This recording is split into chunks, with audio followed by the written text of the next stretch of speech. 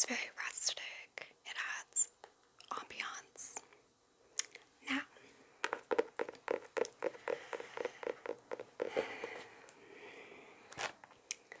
what sort of culinary disappointment can I get started for you? And please don't take all night.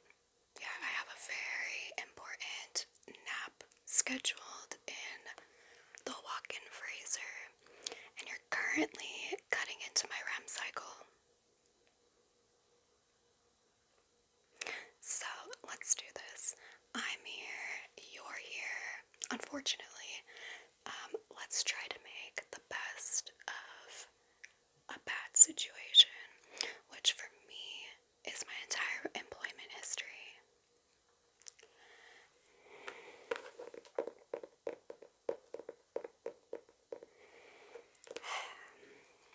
Welcome to the place. I can't remember the name, honestly.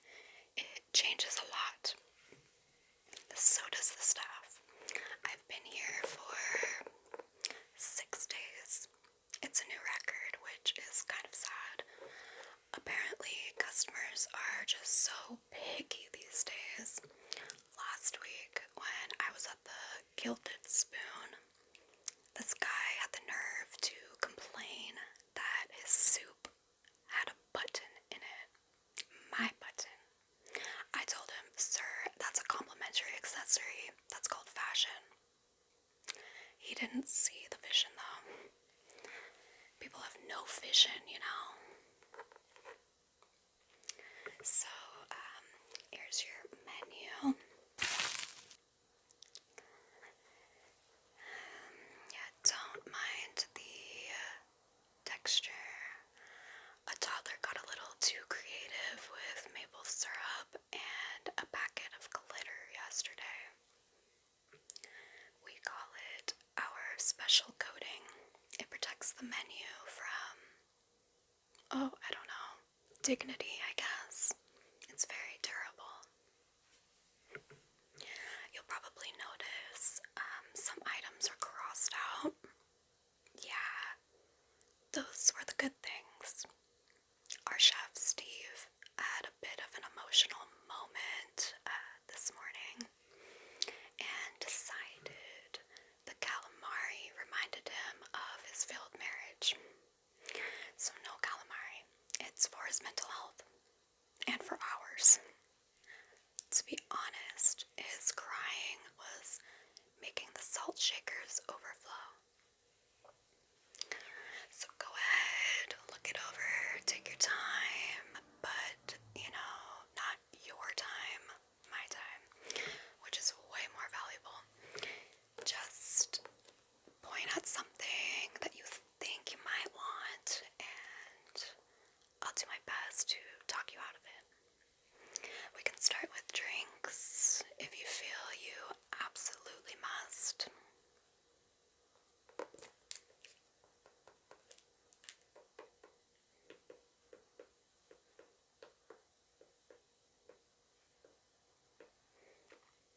Are you ready for that drink order, or are we still meditating on the vast emptiness of the beverage section?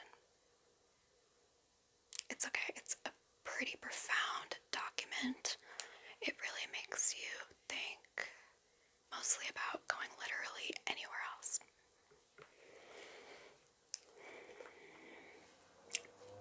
So, what's gonna be water, coffee, something that forces me to walk all the way over to the bar and deal with Brenda? Please say no to that last one. Brenda bites, and not in a fun, quirky way. I mean, I had to get a rabies shot after an argument over maraschino cherries kind of way. What's that? You'll have a Coke? A Coke? Oh, fantastic. What a bold and inspired choice. A cylinder of brown fizz. I once knew a guy who only drank Coke.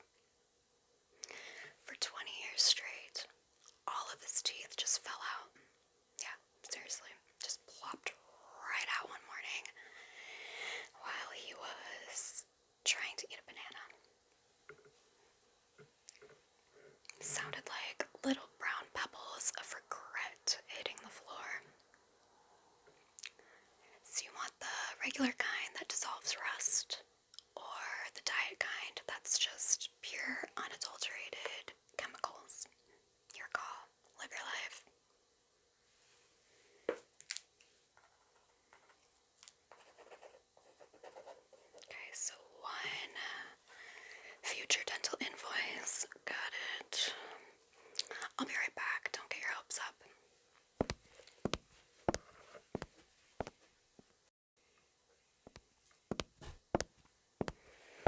Alright, here is your beverage. I took the liberty of taste testing it for you on the way over here. Just a little sip, you know, to check for poison. Can't be too careful. The last person at this table was a rival restaurant owner, and let's just say he's no longer in the business. Or any business for that matter. Anyway, it tasted fine. A little flat, maybe, but the backwash is mine, so it has character now. There is a lipstick stain on the rim, but it's a lovely shade called Crimson Despair. And it's very in this season. Consider it a free sample. Don't even try to wipe it off. It's really on there. It's part of the glass now. It's a feature. Now, have you glanced at the appetizers? Or do you need me to just stand here and breathe on you for another 5 minutes? My breath is a mix of stale coffee and poor life choices, so it can be a lot. Let's take a little journey into the starters, or as I call it, the prelude to disappointment. Go ahead, point to something. We can play a little game called Why That's a Terrible Idea.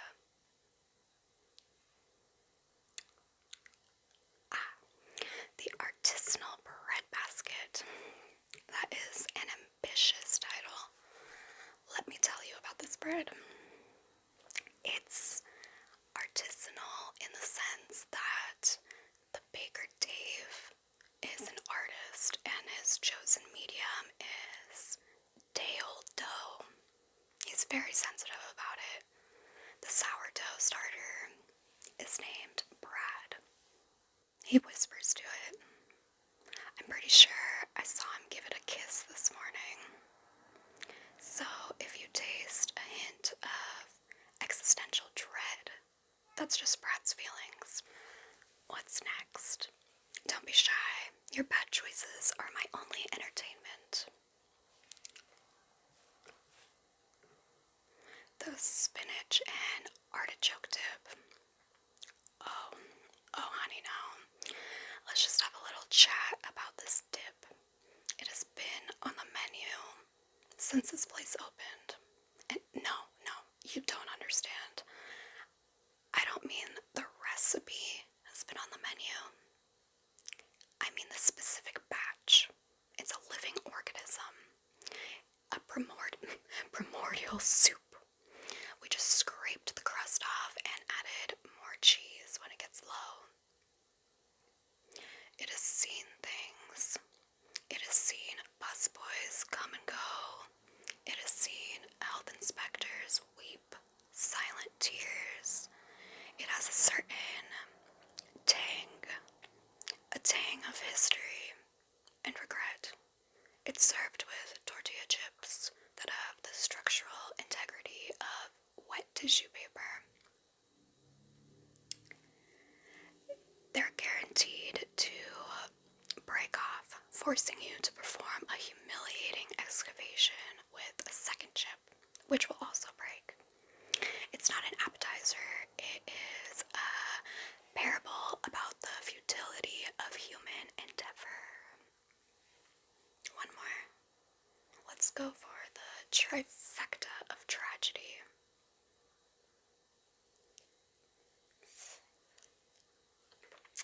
The crispy spring rolls. See, that one's funny. The name itself is a masterpiece of fiction. Crispy. That's adorable. These things have a texture that can only be described as resilient. They're filled with a mysterious vegetable paste that has the color of faded sadness and the flavor of forgotten memory.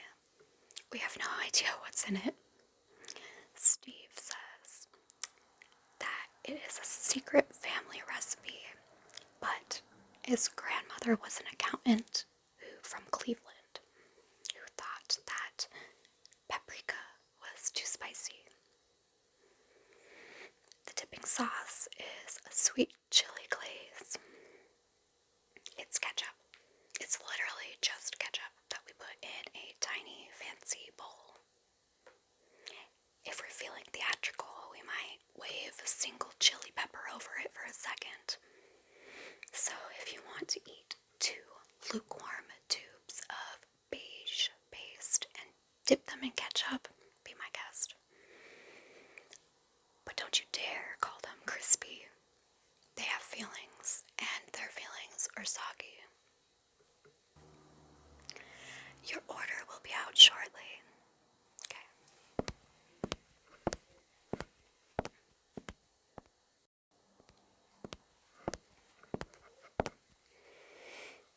Okay. So you made it through the appetizer round. I'm impressed. A little concerned, but impressed. Let's move on to the main event, the entrees. This is where we separate the brave from those with a functioning survival instinct. So tell me, what impending doom is catching your eye?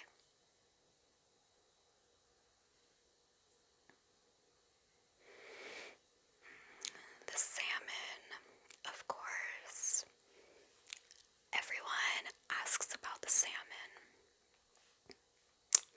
It's a beautiful piece of fish, or it was before it got here. Now it's what we in the biz call emotionally compromised. Steve, our weeping chef, he has a special relationship with the fish. Yeah. He sees it as a metaphor for his own life. Once vibrant and swimming free, now sizzling on a hot pan. He talks to it, apologizes to it. He cried over this specific fillet for a good 20 minutes this afternoon. So on the one hand, it's well seasoned with his tears, very salty. On the other hand, it is saturated with a deep, profound melancholy. Eating it is like consuming a well-cooked therapy session. It comes with asparagus that's been boiled to the point of becoming a philosophical concept, and a lemon wedge that is desiccated, truly profoundly dry. It's more of a lemon-scented rock. So if you want your dinner to have an emotional backstory, the salmon's for you. What else looks like a disaster waiting to happen?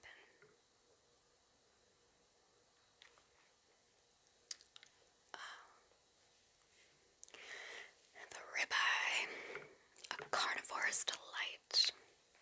Here, however, it's a high-stakes gamble.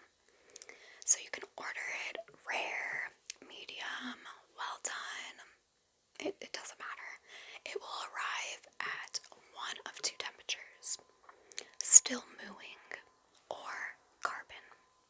There's no in between. Steve's relationship with the grill is tempestuous. Some days he incinerates whatever's on it to show dominance. Other days he barely lets the steak touch the heat before sending it out. Cold and technically still alive. Today he's in a passive-aggressive mood, so it could go either way. Might even be half charcoal and half raw.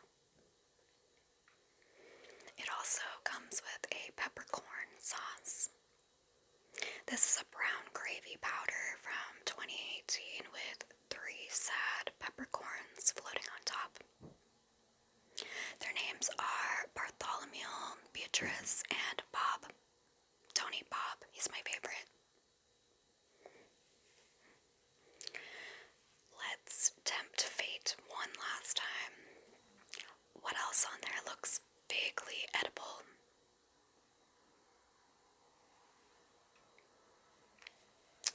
The house special pasta.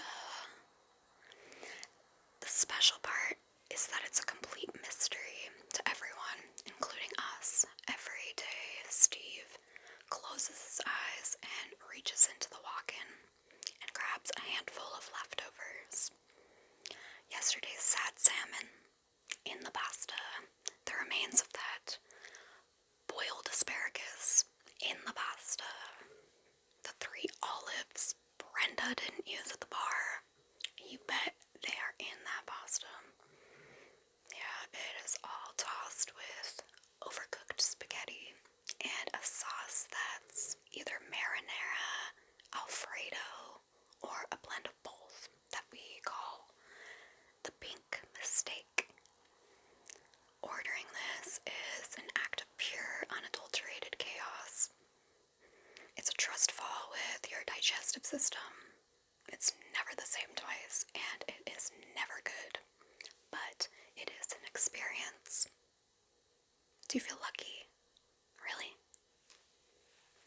So, after all that, you still have to pick one. I'm required by law, I think, to actually take your order. This is the hardest part of my job. Watching people make such avoidable mistakes. Alrighty then.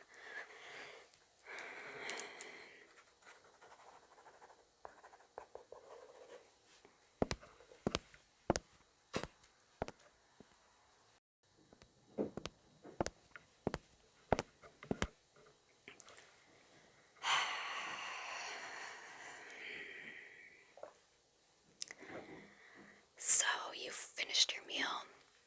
You have that look on your face, that mix of shell shock and indigestion.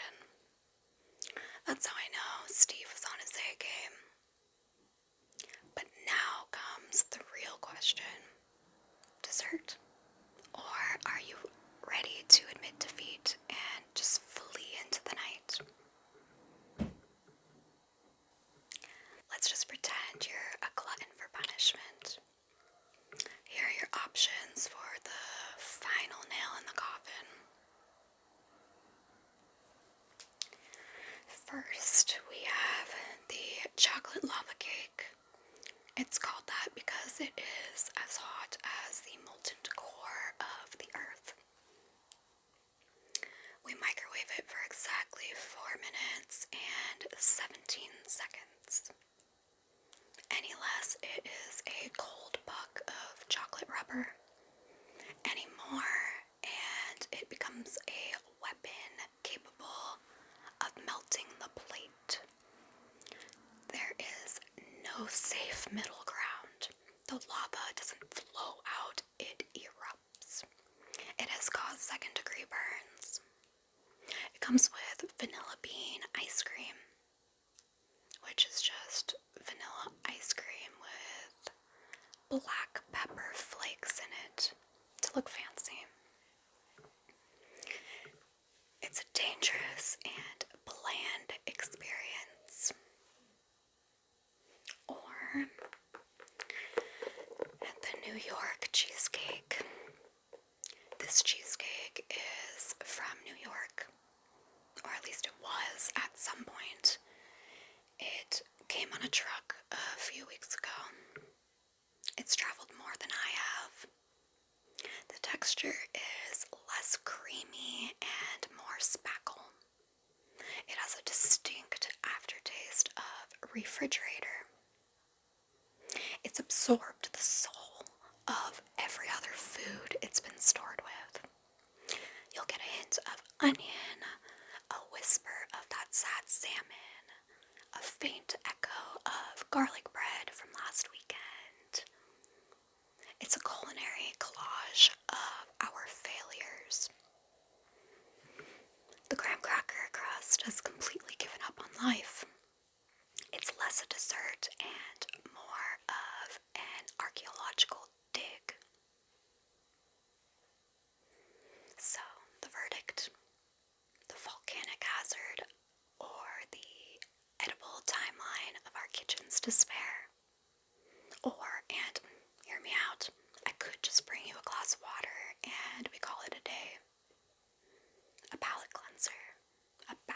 come to wash away the sin of dining here?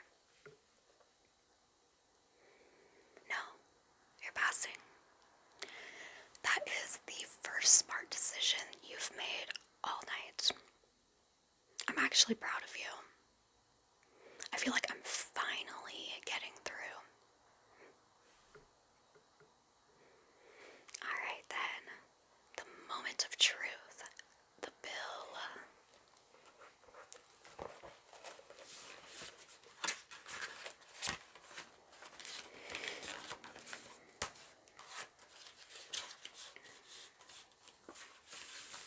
Here we are. I've itemized everything.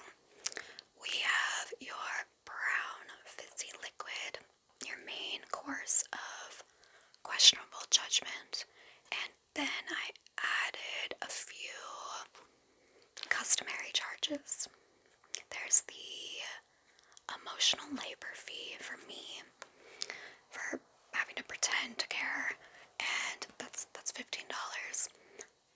The spillage surcharge for the water feature that I provided at the beginning, that is $10 for ambiance. Then there's the ugly shirt tax. I'm sorry, but that shirt is a choice. And choices have consequences. So that will be another $5. And finally, my therapy copay fee, because after this shift, I am going to need to talk to someone. That is $25. So your grand total is $142.53. We take cash, credit, or rare uncirculated buttons. I'm a collector.